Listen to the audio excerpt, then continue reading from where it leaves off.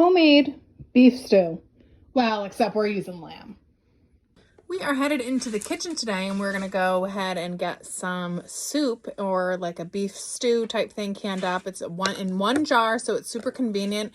And normally if I was to do this, I could just grab a bunch of different jars and kind of make my own soup. But this is something good that I could give my friends when they're not feeling well. It's a quick, ready, easy made meal.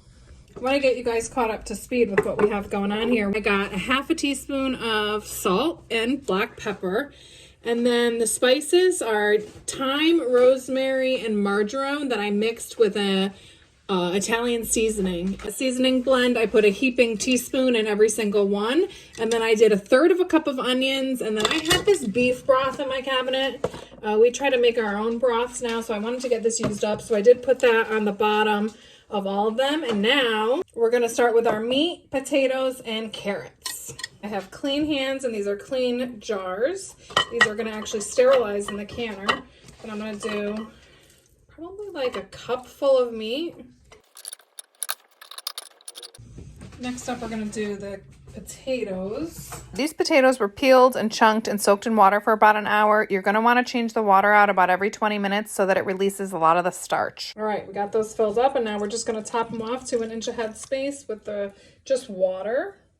And then we're going to get these debubbled.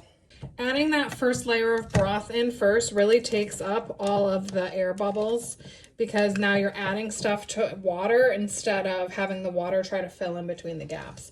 So it's a really good time saver if you could just add a little bit of your water in at the bottom.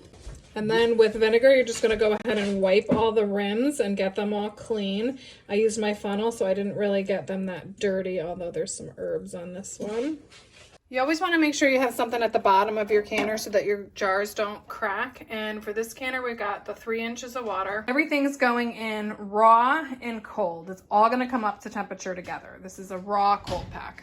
Always make sure you can see through your vent hole before you put the lid on, that nothing is obstructing that, because otherwise it's a weapon. This canner doesn't have a gasket, but you do have to oil where the two are going to come into contact with each other. And then you secure the top on this one because it has arrows that line up and a little divot. And then you always want to work across from each other. Don't tighten any of them down yet. You just kind of get them on there. And then you can start tightening them down.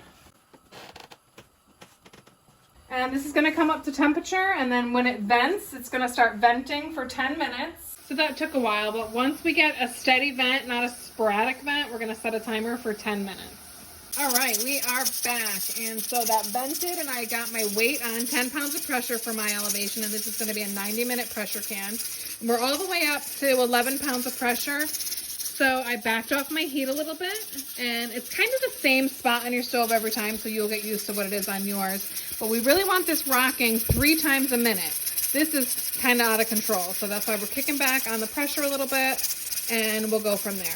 Now that this is rocking 3 times a minute, I'm going to go ahead and set my timer for 90 minutes. Timer went off, so we're going to turn off the heat and let this pressure come all the way down to 0 before we take the top off.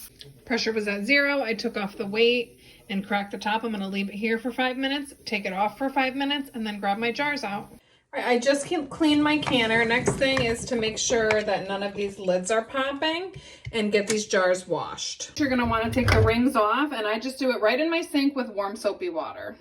The last task is to get these labeled and put away. I'm just going to make sure that I have this labeled as lamb because I also have a beef stew and a chicken soup, and they look kind of similar.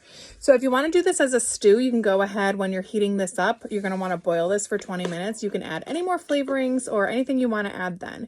You can also make a roux and then add this to that if you want to make like beef more like a casserole, or if with your chicken soup, if you want to do like more like a chicken pot pie type thing.